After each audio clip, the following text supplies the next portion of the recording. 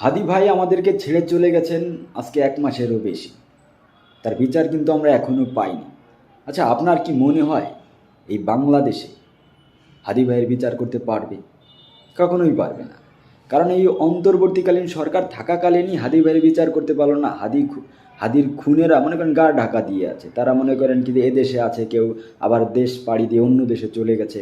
মানে হাদি ভাইয়ের বিচার নিয়ে বা তাদের খুনিদের গ্রেফতার করা নিয়ে এই সরকারের কোনো মাথা ব্যথা নেই, মানে কোনো চিন্তা নাই তাদের। তাতে মানে হাদির খুনের বিচার করা না করা এই নিয়ে তাদের কোনো মাথা ব্যথা নেই। আর পরবর্তীতে যে সরকার আসবে, আপনার কি মনে হয় হাদির বিচার সেই সরকার করবে? যে বিএনপি সরকার এখন শুধু তাদের একটাই কথা, নির্বাচন নির্বাচন নির্বাচন। মানে হাদির নাম তাদের মুখেই নেই। হাদি ভাই তো সবার মানে সর্বস্তরের জনগণের জন্য কথা বলছেন হাদি ভাই। আমি মনে করি প্রত্যেকটা বাঙালির মানে নৈতিক দায়িত্ব হাদি ভাইয়ের পাশে দাঁড়ানো। আমিও সেই জায়গা থেকে বলতেছি হাদি ভাইয়ের বিচার হোক। এই সরকার হাদি ভাইয়ের বিচার করতে ব্যর্থ। আমি গ্যারান্টি দিয়ে বলতে পারি এই অন্তর্বর্তীকালীন সরকারও ব্যর্থ, মানে তার প্রশাসনও ব্যর্থ। আর হাদি ভাইয়ের বিচার যে অন্তর্বর্তীকালীন সরকার করতে পারলো না বা করতে পারবে না, এর জন্য আল্লাহর কাছে এই অন্তর্বর্তীকালীন সরকারকে জবাবদিহি করতে হবে। হায় রে সোনার বাংলাদেশ! এরকম হাদি ভাই আজ যদি হাদি ভাইয়ের বিচার না করা হয় এই বাংলাদেশে, কাল যারা হাদি হয়ে জন্ম নেবে তারাও অকালে আমাদের জীবন থেকে হারিয়ে যাবে।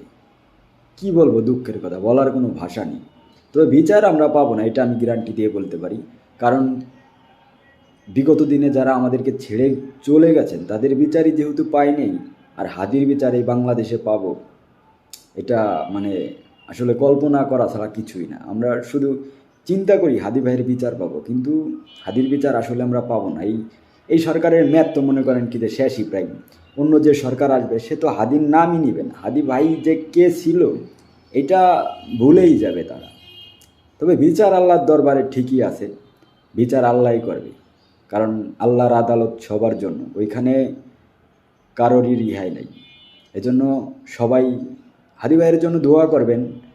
আর আমরা সবাই আল্লাহর কাছে প্রার্থনা করব হাদি ভাইকে যেন জান্নাতের উচ্চ মাকাম দান করে, আর আমরা যেন হাদি ভাইয়ের বিচারটা স্বচক্ষে দেখতে পাই এই বাংলার জমিনে।